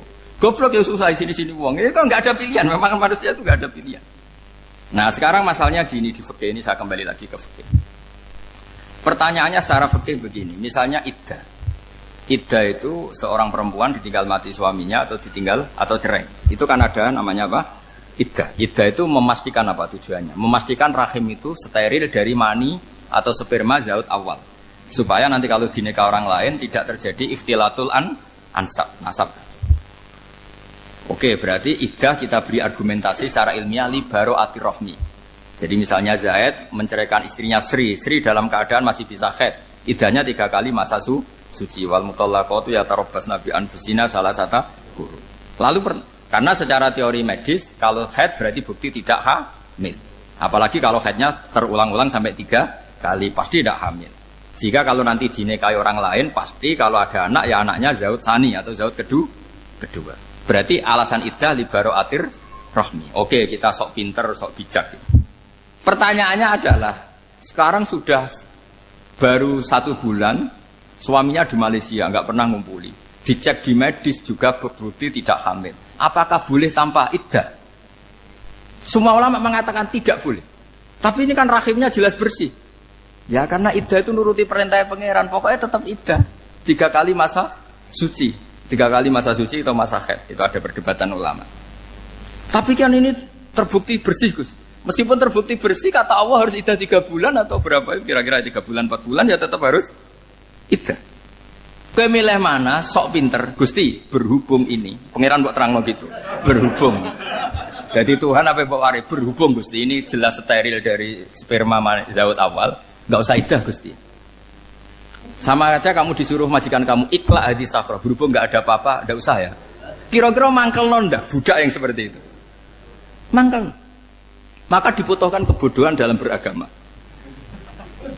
Betul itu memang. Makanya Nabi itu unik, pernah bilang itu gini, aksaru ahlil jannah al-bulu, aki-aki penduduk swarga itu al-bulu, wong goblok-goblok. Maksudnya goblok yang jenis ini, bukan goblok betulan maksudnya. Maksudnya goblok jenis ini itu ya tetap pinter, tapi pinternya dibuang, pura-pura goblok demi sami'na. Jadi saya misalnya kok pinter dan goblok tadi sekaligus, pinter dan goblok. Ya bah, ikhla hadis sokhra fa inna tahta hadapan. Tak angkat karena saya tahu di bawah ada emas. Tapi di hati saya sajane ya mergo perintah. Suatu saat kok disuruh Allah ikhla hadis sokhra, perintah ya tak angkat. Ya sudah. Jadi ya pinter ya goblok. Saya tahu namanya perintahnya Allah pasti ada hikmahnya. Hikmahnya iddah adalah li baro'atir rohmi. Tapi hikmahnya jadi kawula adalah nurut perintah Allah, cek tahu alasannya maupun tidak. Lah di sini ada illatul hukmi untuk membangun kecerdasan, tapi ada loyalitas untuk membangun ubudi. Ya, bahwa kita ini kawula roh tetap loyal. Makanya tadi pagi saya cerita Sayyidina Umar. Sayyidina Umar kayak apa cerdasnya? Tapi tetap ubudi ya. Yaitu Rasulullah SAW sering dibully orang kafir. Muhammad itu gaya-gaya nantok. Wong ora oleh nyembah berhala, ora oleh nyembah watu, jebule ini nyembah Hajar Aswad. Karena dilihat dari jauh kan tetap nyium Hajar Aswad. Coba kalau kamu lihat dari jauh, kamu sujud dari jauh kan kayak sujud sama batu. Makanya Sayyidina Umar karena orang kafir masih cara berpikir gitu, tiap nyium Hajar Aswad itu komentar gedumel. Alim tu annaka hajarun la tadurru wa la tanfa. Walau la anni ra'aitu Rasulullah qabbalaka ma qabbal. Aku roh nak ke watu, ya ramandoroti ramanfaati. Kalau saja saya tidak melihat Nabi nyium kamu, saya tidak sudi nyium kamu. Jadi tidak berdoa, doa mustajab itu tidak berutuh. Karena apa? Umar tahu ini masalah secara tauhid. Kalau saya doa di depan Hajar Aswad nanti dikira syirik. Karena berdoa di depan batu. Tapi kalau saya tidak nyium, nyulayani sunnah Rasul, yaitu nyium Hajar, wis tengah-tengah, nyium sambil gerutu. Itu sudah kompromi. Ya nyium tapi gerutu. Kayak apa? Makanya ya dia cerdas tapi ya goblok tadi ya cerdas. Itu uniknya Rasulullah. Jadi muji orang pintar ya sudah langit. Tapi Nabi pernah dalam satu hadis mengatakan aksaru ahlil jannah al-bulbu. Aki-aki penduduk swarga itu orang bodoh. Artinya orang bodoh itu bukan bodoh betulan.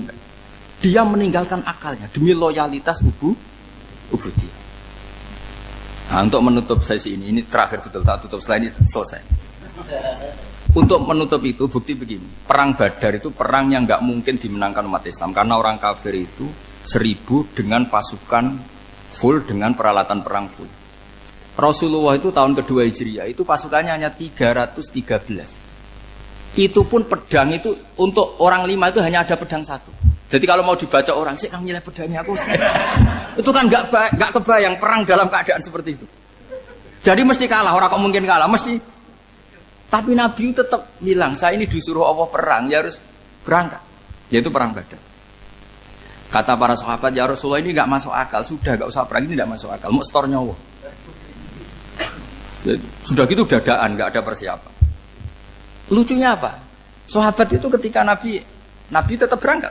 La akhrujanna walau waqti. Nabi menginginkan saya tetap berangkat meskipun sendi. Setelah Nabi berangkat sekian meter, tuh sahabat ikut semua. Kata Nabi, lah kamu kok ikut? Ya ikut saja. Kata kamu mesti kalah. Ya anggap saja setor nyawa. Demi loyalitas pada jenengan. Itu makanya nggak ada periode sebaik periode sahabat. Tapi yang gerutunya jalan. Karena gerutu ini bawaan ilmiah. Makanya kita loyal sama presiden. Tapi yang nggak cocok ya gerutunya jalan. Tapi bawaan mencintai Indonesia tetap jaga stabilitas. Itu bawaan cinta Indonesia, bukan cinta pejabatnya kadang. Gerutunya jalan. Tapi bawaan loyal sama Indonesia tetap mengaku. Bawaan loyal sama Rasulullah tetap ikut perang. Bawaan akal karena nggak masuk akal ya gerutu. Dan itu uniknya Quran itu mengapresiasi itu dan dianggap nggak masalah. Saya bacakan ayatnya. Kama akhrajaka rabbuka min baitika bil haqq wa inna fariqam minal mu'minina lakarihun yujadilunaka fil haqqi ba'dama tabayyana ka'annama yusaquna ilal mauti wa hum yanzurun. Peristiwa Badar ada peristiwa kamu itu keluar untuk perang. Sahabat kamu ngikuti, tapi mereka lakarihun, enggak senang sebetulnya. Karena enggak masuk akal. Ya gremeng tapi ya derek. Yujadilunaka fil haqq, mereka mendebat kamu dalam kebenaran. Jadi ya Rasulullah wong perang karuan kalau jenengan lakoni alasane nopo? Lah kok melok? Ya saya harus ikut jenengan Nabi. Itu unik. Kalau orang sekarang mana mau, kalau gak masuk akal gak mau melakukan. Coba misalnya istri kamu belajarnya dikurangi. Anggap saja petualangan latihan hidup di masa lalu. Gak mau. Padahal petualangan itu hal yang indah. Petualangan itu kan hal yang indah. Kan gak mau. Oh ngirit aja alasan. Tapi lucunya kalau dijak camping bermiskin-miskin di hutan mau. Karena karpe dewe, tapi tak suami yang ngongkon. Ayolah seminggu ini kita model miskin, anggap saja petualangan masa lalu. Enggak mau. Karena pinter, apa? Coba kalau bodoh. Ya ngono ya apa-apa Mas. Tapi resikonya nak bodoh, pas kamu sakit ya dibiarin. Karena dia melihat sakit kan biasa, namanya manusia. Makanya ini pilihannya susah, hidup itu masih susah makanya ini. Jadi uniknya Quran gitu. Quran itu membolehkan psikologi manusia. Makanya Allah ngendikan kutiba alaikumul qital wa huwa kurhul lakum. Ya saya tahu kamu tidak suka perang. Allah yang ngakui bahwa kurhul enggak apa-apa. Tapi ketidaksenangan kita harus dilawan demi mengikuti Allah dan misalnya perempuan Allah juga gitu. Wa ashiruhunna bil ma'ruf. Gauli istri kamu muamalah secara baik. Kata Allah fa in karihtumuhunna fasa antakrahu syai'a wa ja'alallahu fi khairan katsira. Mungkin ada watak yang kamu tidak suka, tapi di situ ada kebaikan. Allah ngaku yang namanya suami mesti ada watak yang enggak suka dari istrinya. Juga sebaliknya lebih banyak lagi yang suami istri kamu tidak suka watak kamu. Juga enggak suka hidung kamu, wajah kamu banyak lah yang enggak disuka. Tapi demi kestabilan negara suami istri ini, mereka loyal, justru itu bagus. Maka jagalah ilmu, juga jagalah loyalitas. Itu yang perlu saya utarakan. Jadi makanya agama ini dibangun dua. Satu kecerdasan hikmah, yaitu ya al-hukmu ya duru ma'ilati wujudan wa adalan. Tapi juga ada ubudiyah, bahwa agama ini milik Allah. Maka sami'na wa ata'na. Karena begini logikanya, saya ulang lagi masalah batu. Iqla hadis sokhra fa inna tahta hadaban. Terus saya angkat. Pembantu saya ngangkat. Dia saya gaji atas nama apa? Nurut kan? Atas nama menemukan emas apa atas nama nurut? Nurut, karena emas itu juga penemuan saya, milik saya. Ngangkat batu yang nggak ada emasnya juga atas nama nurut. Jadi rapot yang saya berikan ke pembantu saya itu tentang nurut dan tidak nurut. Saya kan tidak peduli dengan cerdas dan tidak cerdas. Itu kan tidak sesuatu yang menguntungkan saya. Nah Allah juga gitu. Kecerdasan kamu, pinter kamu itu tidak menguntungkan Allah Subhanahu wa Ta'ala. Karena Allah itu tidak butuh pinter kamu, cerdas kamu. Allah hanya butuh mental ubudiyah kamu. Makanya Allah mensifati nabinya hanya subhanalladzi asra bi abdihi, karena status tertinggi manusia adalah sifat Nah, makanya ya Tuhan nafsul mutmainnah irji'i ila rabbiki radhiyatam mardiyah fadkhuli fi ibadi. Berstatuslah sebagai hamba baru wadkhuli jannah. Nah, kalau kamu berstatus hamba ya harus baik, enggak usah kakek bantah. Coba kalau kamu rasional, ya Allah kenapa bikin surga nanti-nanti? Engkau kan bikin sekarang, ngapain repot-repot nanti? Jadi kacau semua agama. Makanya yang perlu didahulukan adalah status ya Tuhan nafsul mutmainnah irji'i ila rabbiki radhiyatam mardiyah fadkhuli fi ibadi. Masuklah berstatus sebagai hamba saya. Khasnya hamba tadi ya cerdas karena semua yang diperintahkan Allah pasti ada hikmahnya. Tapi kecerdasan ini kadang kita tinggalkan demi loyalitas ubudiyah. Terus ngoten mawon kula ngapunten ingkang kathah mugi-mugi niki barokah. Wassalamualaikum warahmatullahi wabarakatuh.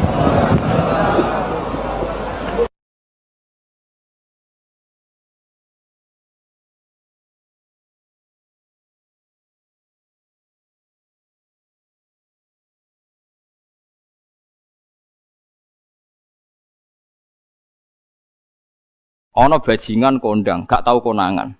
Atau koruptor paling gampang. Koruptor urung ketangkep KPK. Terus dicolong. Iku sing njupuk barang ning omahe terus darani maling. Padahal luwih maling koruptore. Dieling-eling nggih kula baleni malih iki pentinge ngaji ya. Dadi aja geman iktimat mbek barang sing ora wujud. Demokrasi itu tidak wujud. Hak asasi manusia ya tidak wujud. Ini tidak bisa Anda buat pegangan supaya nak ketemu Allah Subhanahu wa taala. Mergo barange ora wujud. Dadi kabeh ning donya iki liyane manusa udah sering maca tasbih, sering salat. Ya kowe ora roh. Kowe ora usah takok carane. Kados kowe iman nak gedang ana gizine, sego ana gizine. Kowe ora tau takok kan manggone endi carane piye. Dadi kabeh manuk, kabeh kewan malah maca tasbih. Sing ora jelas ya manusa niku separuh maca tasbih, separuh ora. Nak kabeh kewan maca tasbih. Kowe ora usah takok ora carane piye terus bahasane piye. Wong dikandani kok malah takok carane, iki malah lucu. Mulane terus dadi anekdot masyhur iku. Maksiat tetep maksiat, setan roh maksiat. Lah umume setan iku nek ana maksiat iku seneng kecuali sitok nyelingkuhi bojone setan. Wah, nek iku setan lah ngamuk. Dadi satu-satunya maksiat yang setan pun ndak seneng iku nyelingkuhi bojone setan. Iku Allah ya ora seneng, setan ora seneng. Iku satu-satunya contoh maksiat sing setan pun ndak seneng. Lah guyonan ngoten niku penting karena itu tadi. Hukum itu kalau nuruti pandangan manusia dawuh Imam Syafi'i iku ruwet. Mergo al-qaulu qaulu sahibil ya. Angger sing nyekel sawangane sing duwe. Dadi kados koruptor sing donyane akeh, duwe alpat macam-macam itu nek ana sing nyolong sepeda montore sawangane ya salah. Padahal ini dhewe hasil colong. Nah, tapi ke bener nyolong ya keliru, nyolong kok bener. Ya wis ngono agama wis ngoten niku. Lah mulane walillahi mulkus samawati wal ardh. Assalamualaikum warahmatullahi wabarakatuh. Bismillahirrahmanirrahim. Nahmaduka ya ghafuru ya syakuru. Mashalli wa sallim barik ala sayyidina maulana Muhammadin wa ala alihi wa sahbihi asma'in nama ba'du. Pun kula terangno kados adate ulama-ulama riyin nggih. Dados pertama jenengan iman nek Allah niku wajibil wujud. Eling-eling nggih. Awal kita iman Allah wajib napa? Wujud. Dadi fawwau maujudun qadimun napa? Bagi mukhalifun lil khalqi bil itlaqi. Dadi intine iman itu harus pada sesuatu sing wujud. Asy'. Lah wujud sing paling awal iku Allah Subhanahu wa taala. Terus liyane niku mboten wujud. Niki kula gadah cerita sithik niki kula haru tenan roh cerita niki. Ada seorang demokrat sejati. Orang yang sangat-sangat membela demokrasi itu akhirnya dia masuk Islam. Ketika masuk Islam itu alasannya sederhana. Demokrasi itu ndak sayun maujud, ndak sesuatu sing wujud. Kok tak bela-belani nganti mati ku lha opo? Sebenarnya aku nak ning akhirat iku mahua demokrasi. Dadi dekne tobat akhire. Engko aku nak mati demi demokrasi. Terus demokrasi dhewe enggak sesuatu sing wujud. Apa iso nyafaati aku? Nah, ini yang konco-konco mahasiswa atau LSM atau siapa saja harus mulai mikir. Jadi banyak kita itu ngimani sesuatu, sesuatu itu tidak wujud. Tapi demokrasi itu makhluknya piye rupane. Nah, Nabi Muhammad jelas orangnya ada, figur yang ada. Jadi bisa memperjuangkan kita nanti di akhirat. Kiai jek ono, masih ono sing darani syirik lah, nak percaya kiai tetep wonge ono. Lah nak demokrasi.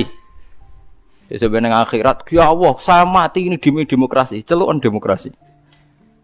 Kon ngajukan apa? syafaat.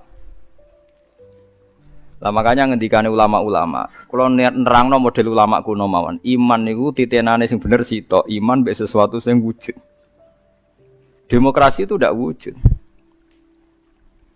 Ijtima' iftirak juga tidak wujud. Jadi keliru misalnya ini kalau nate ngaji filsafat yang Islam sing alim-alim kados Ibnu Arabi kados. Kalau orang Kristen bilang Roh Kudus, Jibril atau Roh Kudus Allah itu bersemayam di Isa. Gara-gara ada istima, terus jadi Tuhan. Istima itu ya ada wujud. Iftirak juga ada wujud. Rungokno tenan nggih. Misalnya ini HP. Ini yang saya pegang tangan kanan apa? HP. Yang saya pegang tangan kiri ini amplop. Pulpen mau gampang. Amplop mari darani dhuwit niku. Repot teng Indonesia nih. Padahal kalau di amplop gue batas kitab.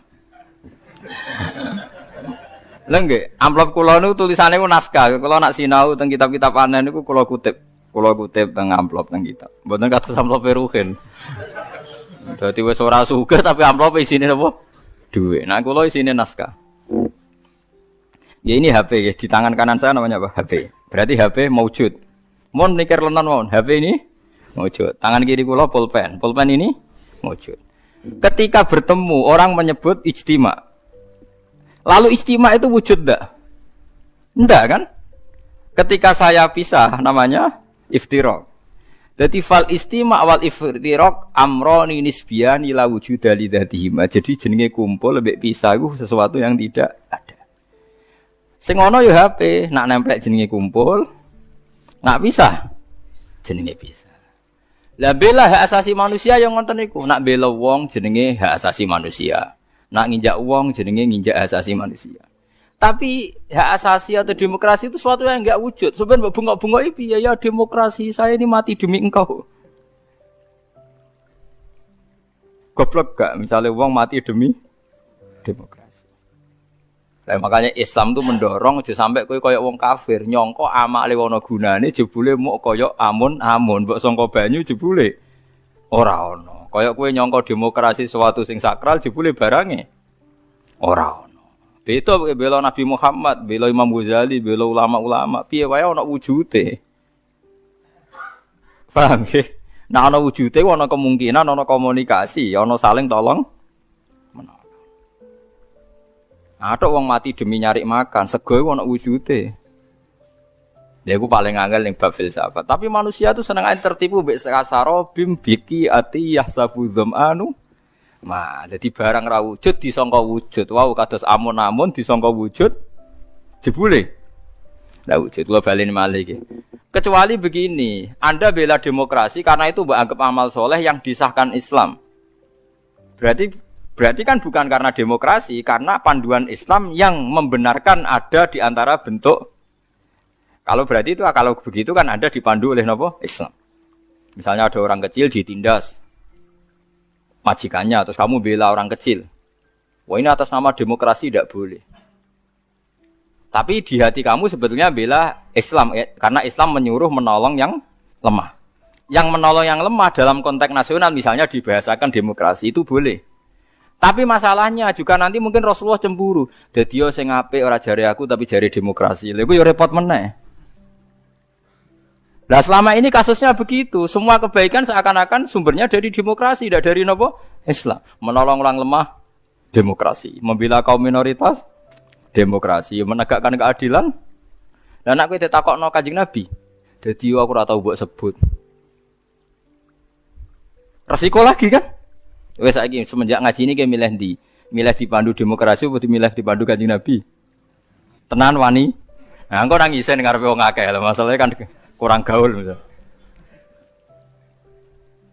Nah, mulane wong kudu mikir, adinu aqlun waladina liman la aqlala. Terus sing wujud iku HP, sing wujud iku pulpen. Nak ditemplekno jenenge kumpul, nak dipisah jenenge bisa. Tapi pisah mbek kumpul barang sing ora wujud.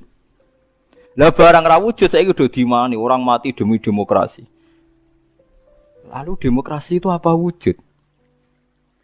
Mana ada orang tobat itu perkara ini. Nanti kalau saya di akhirat ditolong demokrasi kan tidak juga. Amalannya pun bener, iman yang kenjenengan be Allah, be Kanjeng Nabi pun bener. Mergi iman be barang sing napa wujud. Lalu kedua, Kalau Anda iman fungsinya makanan atau minuman atau makhluk selain Allah, niku bener wujud, tapi wujud yang berkesudahan. Makanya disalahkan juga sama Allah, wong barang berakhir berkesudahan kok mbok imani. Makanya namung iman be Allah Subhanahu wa taala mergo hayyum bak napa hayyum bak. Makanya Allah ngendikan wa tawakkal 'alal hayyil ladzi la yamut. Kena tawakal ya be zat sing ra iso mati. Karena kena percaya presiden mati. Percaya ya wujud tapi mati. Ya bingung barang presiden. Paham ya? Duit ya ilang. Wis mati sik malah sedurunge wis mati duit wis mati. Sing urip-urip kan kowe. Dadi duit pastine wis apik tengok-tengok wis mati. Paham ya? Lah wong kafir senengane dewa-dewa ana amal padahal hakikate kasarobi yahsabu dzamanu iki hebate Quran. Terus wong iku kudu mikir. Dadi yang kita bela-bela iku barang sing ora wujud. Demokratisasi itu ndak wujud. Kita harus bersambung, kita harus punya visi bersama. Sebab biasa uni-unine kowe ketok saiki kowe jog ngaji kula niku mukmin. Mukmin niku pokoke nek cara Allah apik wis lakoni atas nama perintah Allah. Mergo iki demi barang sing wujud. Aja geman Allah ra mbok elok-elokno, mergo berarti kowe ngimani barang sing mboten wujud. Kalau saiki akhlak darani etika, kebaikan darani norma. Allah ora tau disebut. Kebaikan bersama, norma bersama. Saiki Allah iku silang. Wah, anggere barang apik jenenge etika, barang apik jenenge norma. Ora tau muni Allah ngajarkan ini, Rasulullah. Suwe-suwe bahkan orang itu sampai bisa bayangkan tanpa agama karena merasa sudah bisa menemukan norma tanpa agama. Lucunya banyak santri yang ikut itu. Ya itu musibah. Musibah tenan niku. Iku berarti dekne imane koyo wong kafir. Kasarobi tasabu dzamanu napa? Ma hatta idza ja'u lam yajidu tenan ketika dibela-bela nanti di akhirat demokrasi itu udah ada. Sing ana Allah, Allah nyalahno kowe. Sing ana malaikat mungkar nakir, malaikat malik nyalahno kowe. Nah, makanya sekarang dilatih iman itu dimulai dari sesuatu yang bener-bener wujud. Liyane iku amrun nisbiyun, amrun apa? Nisbiyun to amrun i'tibariyun. Iku mau kal istima' wal iftira.